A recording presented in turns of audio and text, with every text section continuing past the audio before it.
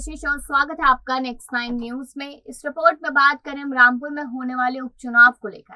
ये बात सभी को मालूम है कि उपचुनाव क्यों हो रहे हैं, क्योंकि यहाँ पर आजम खान पे जिस तरीके से गाज गिरी है, जिस तरीके से मुसीबतों का पहाड़ टूटा है, तो उस वजह से रामपुर सीट खाली हो चुकी है। यानी कि यहाँ पर हेट स्पीच का मामला जो आया था 2019 का वो मामला है। लोकसभा चुनावों के समय उन पर ये कार्रवाई की गई थी, जिसका मुकदमा दर्ज किया गया, लेकिन फैसला अब आया कि उनको 3 साल की सजा और साथ ही साथ यहाँ पर 9 साल तक वो चुनाव नहीं लड़ सकते, राजनीति के किसी भी काम में हिस्सा नहीं ले सकते, इस तरीके की बात की गई। अब वो रामपुर से विधायक थे, उनकी विधायकी भी रद्द हो चुकी है। अब यहाँ पर साफ तौर पे कहा जा रहा है कि किसको खड़ा किया जाएगा, किसका नाम आगे किया जाएगा, लेकिन कहीं ना कहीं अभी कुछ कयास लगने शुरू हो गए। मैंने आपको काफी बार कहा है कि जब बात राजनीति की आती है तो फैसले बाद में लिए जाते हैं, लेकिन उससे पहले कयासों का बाजार बन के तैयार हो जाता है।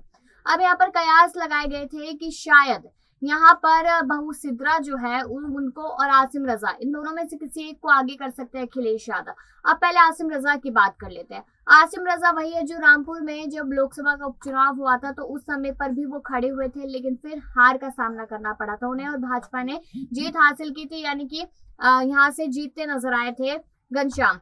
लेकिन उसके आगे ही आपको बताते चले कि यहाँ पर अब फिर से उनका नाम सामने आ रहा है, तो लगता नहीं कि आसिम रजा पर दांव खेला जाएगा, क्योंकि वो एक बार हार का सामना कर चुके हैं और वो बहुत ही वफादार माने जाते हैं आजम खान के। लेकिन उसके बावजूद भी अब यहाँ पर दूसरा नाम था बहू सिद्रा का। अब यहाँ पर बहू सिद्रा एक ऐसी लेडी है यहाँ पर आजम खान के घर में जिन पर एक भी मुकदमा दर्ज नहीं है। यहाँ पर आजम खान की बात हो जाए, उनके दोनों बेटों की बात हो जाए, पत्नी की बात हो जाए या बहन की बात हो जाए, सब लोग यहाँ पर मुकदमों से घिरे हुए हैं, लेकिन बहू सिद्रा नहीं।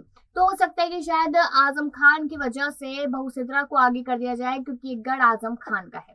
लेकिन अब कुछ ऐसे कयास भी लगने शुरू हो गए कि यहाँ पर बहू सिद्रा को क्यों ही आगे आने दिया जाएगा, जब यहाँ पर उनके बड़े बेटे और साथ ही साथ यहाँ पर जो सास है आजम खान की पत्नी है तंजीम फातिमा, वो भी तो चुनाव लड़ सकते हैं, वो भी तो आगे आ सकते हैं, उन्हें क्यों नहीं दिया जाएगा। इस तरीके के कयास लगने लग गए। तो आखिरकार उस कयासों में क्या सामने आया वो मैं आपको बताते चलती हूँ, फिर सवाल आपसे करूंगी।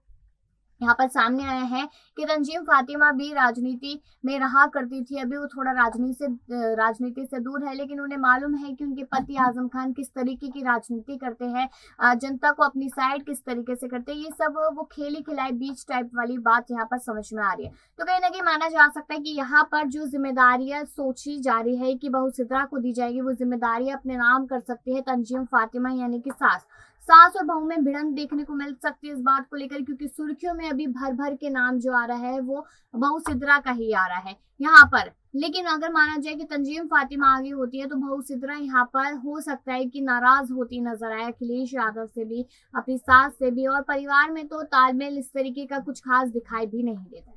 तो सवाल मेरा सिर्फ यही है यहाँ पर सीधा कि आपको क्या लगता है कि रामपुर की सीट पे आजम नहीं है अब, तो कौन यहाँ पर बेहतर चेहरा साबित हो सकता है? बस उसी को लेकर अपनी राय दीजिएगा। नाम कौन कौन से आपको लगते हैं, या फिर शिवपाल को ही आगे कर देना चाहिए? और बाकी ऐसी खबरों के लिए देखते रहिए नेक्स्ट 9 न्यूज।